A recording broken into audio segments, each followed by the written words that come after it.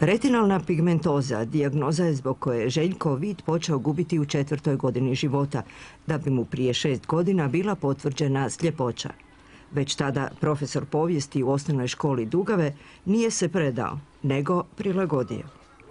Naravno da mi je otežava sad, zato što sad više ne mogu čitati sam, ne mogu voditi administraciju i ne vidim konkretno razred kao takav, no velim, ja sam našao svoje modalitete da riješim sve i administrativne, a i te neke pedagoške stvari, tako da za vrijeme nastave vlada mir, red, rad, disciplina, svi rade svoj, ja radim svoj posao, oni rade svoj.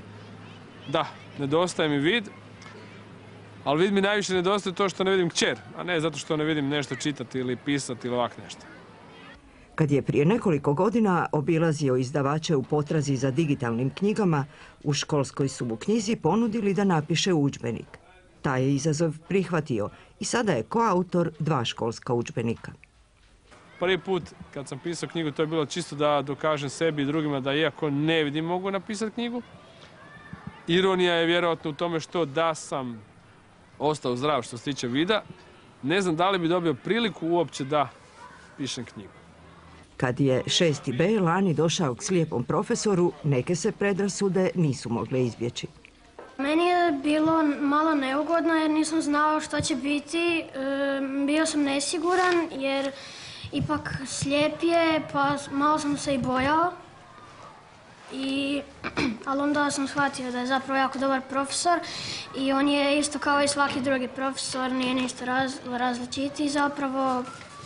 Malo čudno mi je bilo kako će on predavati to nama, ali na kraju on je stvarno najbolji profesor iz povijesti kojeg itko može imati. U razredu mu pomaže jedna učenica. Ne može, na primjer, napisati u imenik sat, koga nema, šta radimo, ocjene i tako. Mi imamo zapravo jedan mali imenik koji on nama da, mi u njega napišemo ocjene, a onda kasnije knjižničarka upiše ocjene u pravi imenik. Tonino je danas pokazao znanje za 5.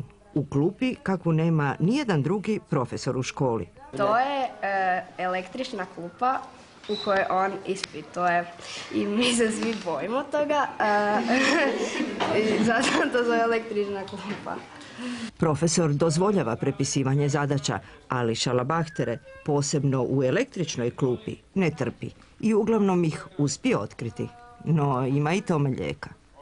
Kad imate šalabahter, ne možete se baš praviti ko da onako, morate baš biti ko da ne znate baš onako malo, ali ipak sve kažete na kraju. Ali neki kad imaju šalabahter onda brzo ko da sve znaju, pa ih profesor vjerojatno zato skuži. U školi vodi i šahovsku grupu, a u slobodno vrijeme diše punim plućima, obično na nekom planinarskom vrhu. Tada je u pratnji nekoga tko vidi, iako priznaje. Neke moje kolege videće, dakle koji vide, rekli su mi jesam li lut ili nisam, a ljudi koji su vidjeli na tim usponima gdje su te sale su me pitali pa dobro, svaka čast i tak.